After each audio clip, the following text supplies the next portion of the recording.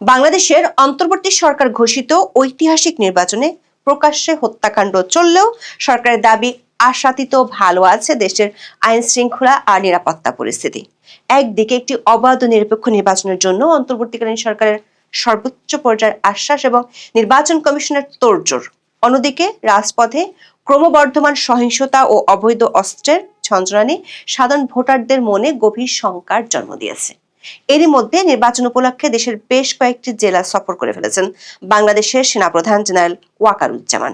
আনুষ্ঠানিকভাবে এসব সফরে জেনারেল ওয়াকার আসন্ন ত্রয়োদশ জাতীয় সংসদ নির্বাচন ও গণভোটে দায়িত্ব পালনের ক্ষেত্রে সেনার সদস্যদের সর্বোচ্চ পেশাদারিত্ব, নিরপেক্ষতা এবং শৃঙ্খলা বজায় রাখার নির্দেশ দিয়েছেন। এমনটাই দাবি করা হয়েছে সেনা সদর থেকে। প্রশ্ন উঠেছে, জেনারেল ওয়াকার তার সবগুলো সফরে নিরপেক্ষতা আর পেশাদারিত্বের কথা বললেও ম্যাজিস্ট্রেসি পাওয়ারের মতো শক্তিশালী আইনি ক্ষমতা থাকা সত্ত্বেও মাঠ পর্যায়ে সহিংসতার গ্রাফকে নিম্নগামী করতে পারেনি বাহিনীটি। উল্টো শেরপুরে বিএনপি জামাত সংঘর্ষের পর সেনাবাহিনী আদৌ নিরাপত্তা দিতে পারবে কি না সে প্রশ্ন বড় হয়ে দেখা দিয়েছে। একাধিক সূত্র বলছে, বর্তমানে আইন শৃঙ্খলা পরিস্থিতির যে অবস্থা তাতে নির্বাচনকে ঘিরে জেনারেল ওয়াকার দ্বিমুখী সংকটে পড়েছেন।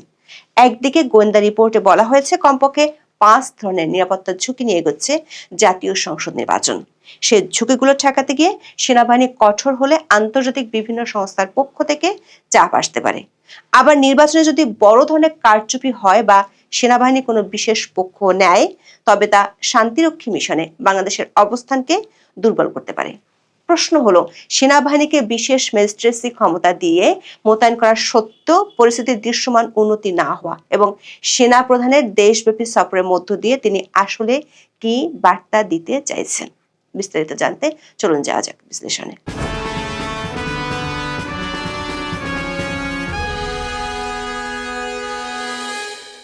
নির্বাচনের তফসিল ঘোষণার পর থেকে সারা দেশে যে অস্থিরতা দেখা দিয়েছে তা কেবল বিক্ষিপ্ত সংঘাতের মধ্যেই সীমাবদ্ধ নেই। সবশেষ শেরপুরে প্রার্থীদের নির্বাচনী ইশতেহার পাঠ অনুষ্ঠানে চেয়ারে বসাকে কেন্দ্র করে বিএনপি নেতাকর্মীদের সঙ্গে সংঘর্ষে জামাত ইসলামের শ্রীবর্দী উপজেলার সেক্রেটারি রেজাউল করিম নিহত হয়েছেন। কেবল শেরপুরের এক ঘটনাই নয়, 11 ডিসেম্বর তফসিল ঘোষণার পর থেকে আরো 3টি রাজনৈতিক হত্যার ঘটনা ঘটেছে।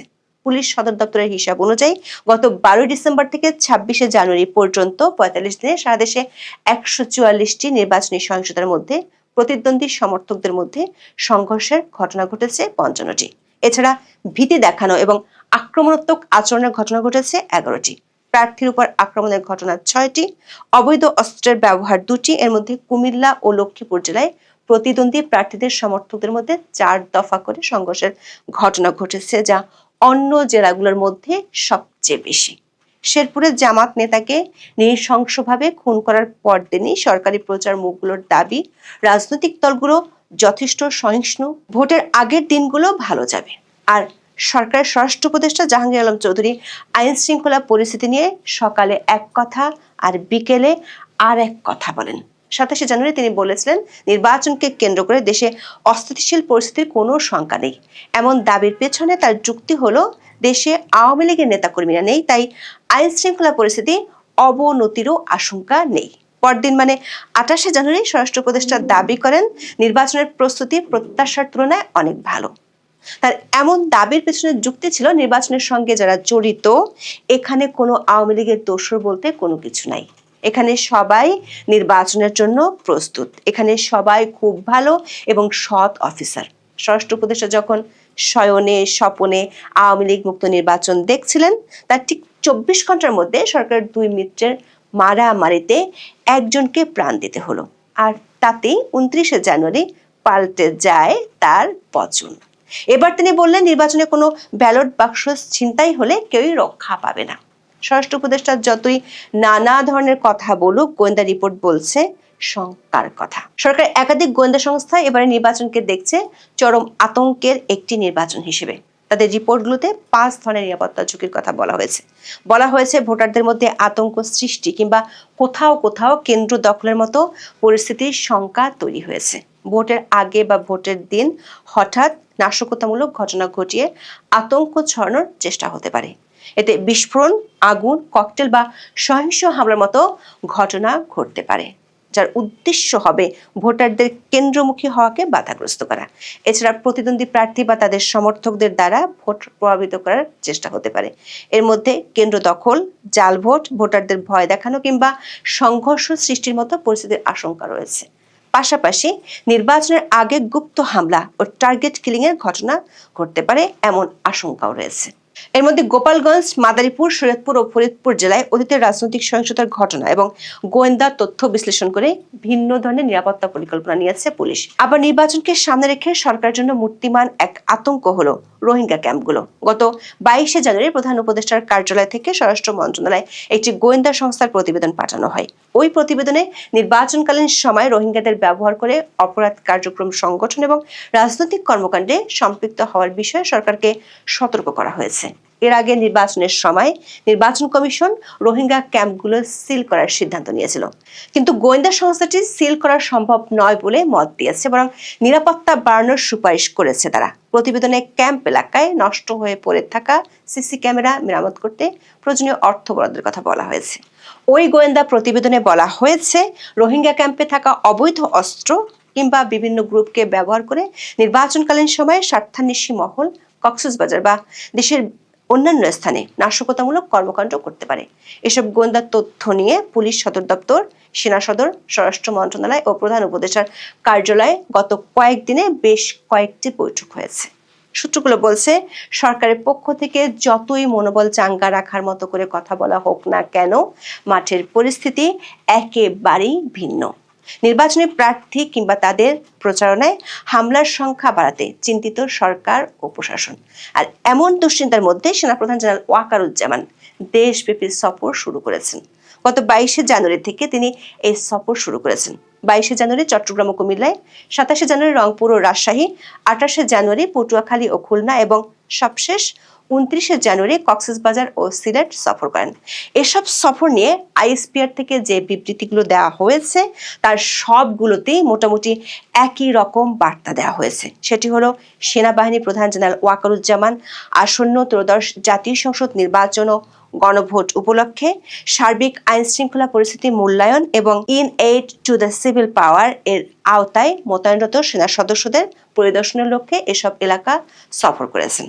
সেনাপ্রধান এসব সফরে মত বিনিময়কালে পেশাদারিত্ব, নিরপেক্ষতা, শৃঙ্খলা, ধৈর্য ও নাগরিক বান্ধব আচরণের মাধ্যমে দায়িত্ব পালনের উপর বিশেষ গুরুত্ব আরোপ করেন। দর্শক, বাংলাদেশের ইতিহাস ঘাটলে দেখা যাবে বাংলাদেশের যে কোনো অরাজনৈতিক সরকারের আমলে সেনাবাহিনী দৃশ্যমান না হলেও পর্দার আড়ালে বেশ ক্ষমতাধর এক শক্তি হিসেবে কাজ করে।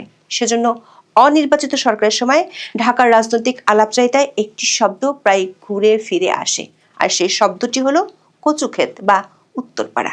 বিশ্লেষকরা মনে করেন, অনির্বাচিত সরকারের সময় সেনাবাহিনী সরাসরি ক্ষমতা দখলের অবস্থানে নেই ঠিকই, কিন্তু তারা একটি নির্ণায়ক শক্তির কেন্দ্র হিসেবে রয়ে গেছে, যেমনটি ছিল 1/11-এর পর ফখরুদ্দিন সরকারের সময়। বাংলাদেশের বর্তমান অন্তর্বর্তীকালীন সরকার 2024 সালের 17 সেপ্টেম্বর প্রথমবারের মতো সেনাবাহিনীকে বিশেষ নির্বাহী ম্যাজিস্ট্রেসি ক্ষমতা দেয়। পরবর্তীতে এই ক্ষমতার মেয়াদ কয়েক দফায় বাড়িয়ে 2026 সালের 28শে ফেব্রুয়ারি পর্যন্ত করা হয়েছে। ম্যাজিস্ট্রেসি পাওয়ার বা বিচারিক ক্ষমতা হলো এমন একটি ক্ষমতা যার ফলে দায়িত্বপ্রাপ্ত ব্যক্তি কাউকে গ্রেফতার করার আদেশ দেওয়া, স্বল্পমেয়াদী সাজা দেওয়া বা প্রয়োজনে গুলি চালানোর মতো আদেশ দিতে পারেন। অতীতের জাতীয় নির্বাচনগুলোয় সেনাবাহিনীর দায়িত্ব পালন করলেও তাদের হাতে ম্যাজিস্ট্রেসি পাওয়ার ছিল না। তারা উপস্থিত থেকে বিশেষ প্রয়োজনে প্রশাসনের অনুরোধে কাজ করেছে। আসন্ন ভোটের সময় সশস্ত্র বাহিনীকে আইন শৃঙ্খলা বাহিনীর সংজ্ঞায় যুক্ত করার কারণে তাদেরকে আলাদা করে বিচারিক ক্ষমতা দেওয়ার এখতিয়ার ইসির হাতে নেই। নির্বাচন কমিশন বলছে, আইন শৃঙ্খলা বাহিনীর সংজ্ঞায় যুক্ত করা হলেও অতীতের মতোই এবারও নির্বাচনে স্থানীয় বেসামরিক প্রশাসনকে সহায়তা করার জন্য ইন এইড টু সিভিল পাওয়ারের আওতায় সশস্ত্র বাহিনীকে নির্বাচনের দায়িত্বে মোতায়েন করা হবে। কিন্তু গত প্রায় 1.5 বছর ধরে সেনাবাহিনীর এত শক্তিশালী আইনি ক্ষমতা থাকা সত্ত্বেও মাঠ পর্যায়ে সহিংসতার গ্রাফ কেন নিম্নমুখী হচ্ছে না, তা একটি বড় প্রশ্ন। জেনারেল ওয়াকারুজ্জামান যখন পটুয়াখালী ও খুলনাতে সেনা সদস্যদের বার্তা দেন, তখন শেরপুরে ঘটে হতাহতের ঘটনা। ওই ঘটনায় সামাজিক মাধ্যমে ছড়িয়ে পড়া একটি ভিডিওতে একজন সেনা সদস্যকে বিক্ষুব্ধ রাজনৈতিক দলের সদস্যদের উদ্দেশ্যে বলতে শোনা যায়, আপনারা চলে যান, আপনাদের নিরাপত্তা আমরা দিতে পারছি না। এমন ভিডিও ভাইরাল হওয়ার পর প্রশ্ন উঠেছে, নির্বাচনী সহিংসতার যে চিত্র দেখা যাচ্ছে আর তা নিয়ে জনমনে যে শঙ্কা দেখা দিয়েছে, তাতে কি অতীতের মতো সেনাবাহিনীর উপর বাংলাদেশের মানুষ আস্থা রাখতে পারবে, নাকি জেনারেল ওয়াকারুজ্জামান যে বছর খানেক আগে বলেছিলেন এনাফ ইজ এনাফ, সেটি ছিল শুধুই তার কথার কথা। লক্ষণীয় বিষয় হলো, জেনারেল ওয়াকার আইন শৃঙ্খলার বৈঠকে নিজেই বলেছেন থানা থেকে লুট হওয়া অস্ত্রগুলোর মধ্যে 37.6% এখনো উদ্ধার করতে পারেনি সরকারের বাহিনীগুলো, অথচ সেগুলোর উদ্ধারের বিষয়ে কোনো তাগাদাও নেই। আবার দেশব্যাপী যখন নির্বাচনী সন্ত্রাস বাড়ছে, তখন জেনারেল ওয়াকার শুধু তার বাহিনীর উদ্দেশ্যে শুধু একটি বার্তাই দিচ্ছেন, সেটি হলো নিরপেক্ষভাবে দায়িত্ব পালন করতে হবে। প্রশ্ন হলো, যে বড় ধরনের নিরাপত্তার সংখ্যা আছে, সেখানে কেন জেনারেল ওয়াকার তার প্রতিটি ক্যান্টনমেন্টে গিয়ে নিরপেক্ষভাবে দায়িত্ব পালনের নির্দেশ দিচ্ছেন? তার মানে কি কোনো দল বা পক্ষের দিকে সেনাবাহিনীর একটি বড় অংশের ঝুঁকে পড়ার আশঙ্কা আছে? বিষয়টি নিয়ে আরো সন্দেহ জাগছে। একই দিনে স্বরাষ্ট্র উপদেষ্টার মুখ থেকেও একই ধরনের বক্তব্য এসেছে। তিনি 29শে জানুয়ারি রাজারবাগ পুলিশ অডিটোরিয়ামে একই নির্দেশ দিয়েছেন। সূত্রগুলো বলছে, বর্তমানে আইন শৃঙ্খলা পরিস্থিতির যে দশা, তাতে নির্বাচনকে ঘিরে জেনারেল ওয়াকার ও তার বাহিনী পড়েছে উভয় সংকটে। সেনাবাহিনীর পরিস্থিতি নিয়ন্ত্রণে আনতে কঠোর হলে সেটি নিয়ে আন্তর্জাতিক নানা পক্ষগুলো থেকে প্রশ্ন উঠতে পারে। নির্বাচনের সময় সংঘাতময় পরিস্থিতিতে বাংলাদেশের মানবাধিকার পরিস্থিতির অবনতি ঘটতে পারে, এমন আশঙ্কা আছে আন্তর্জাতিক মহলে। এরই মধ্যে ডক্টর মোহাম্মদ ইউনূসের কাছে এ নিয়ে খোলা চিঠি লিখেছেন আন্তর্জাতিক মানবাধিকার সংগঠন অ্যামনেস্টি ইন্টারন্যাশনালের মহাসচিব অ্যাগনেস কালামার্ট। চিঠিতে তিনি মানবাধিকার রক্ষা ও উন্নয়ন এবং জবাবদিহি নিশ্চিত করার লক্ষ্যে গঠনমূলক সংলাপের অংশ হিসেবে আসন্ন নির্বাচনের প্রাক্কালে মৌলিক অধিকার সুরক্ষা নিয়ে অ্যামনেস্টি ইন্টারন্যাশনাল উদ্বেগ ও সুপারিশ তুলে ধরেছেন।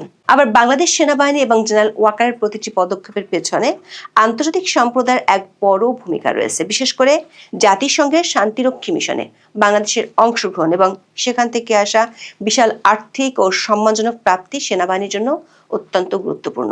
প্রতি বছর প্রায় 100 থেকে 500 মিলিয়ন ডলার আয় এবং বিশ্বজুড়ে পেশাদারিত্বের যে স্বীকৃতি সেনাবাহিনী পায়, তা কোনোভাবেই ঝুঁকিতে ফেলতে চাইবেন না বর্তমান সেনাপ্রধান।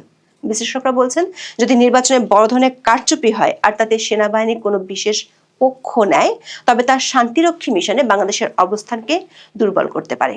সূত্রগুলো বলছে, 29শে জানুয়ারি যুক্তরাষ্ট্রের নতুন রাষ্ট্রদূত ব্রেন্ট ক্রিস্টেনসেন বিষয়টি জেনারেল ওয়াকারের নজরে এনেছেন। এমনিতেই আওয়ামী লীগকে নির্বাচন থেকে বাইরে রাখায় আন্তর্জাতিক মহল এই নির্বাচন নিয়ে আপত্তি জানিয়ে আসছে। সেনা সূত্রগুলো বলছে, পরিস্থিতি বিবেচনায় সেনাপ্রধানকে যথেষ্ট কৌশলী হতে হচ্ছে। দর্শক, সরকার আশ্বাসের বিপরীতে মাঠের যে রণমূর্তি দেখা যাচ্ছে, তাতে জেনারেল ওয়াকারের ভূমিকা হবে অত্যন্ত পিচ্ছিল পথে হাঁটার মতো। তিনি যদি খুব কঠোর হন, তবে তার সামরিক হস্তক্ষেপ হিসেবে চিহ্নিত হতে পারে। আবার যদি তিনি খুব নরম থাকেন, তবে দেশ এক ভয়ঙ্কর সংঘাতের দিকে চলে যেতে পারে। এখন এ পর্যন্ত। সবাই ভালো থাকুন, সুস্থ থাকুন, নিরাপদে থাকুন। দেখা হবে আগামী পর্বে।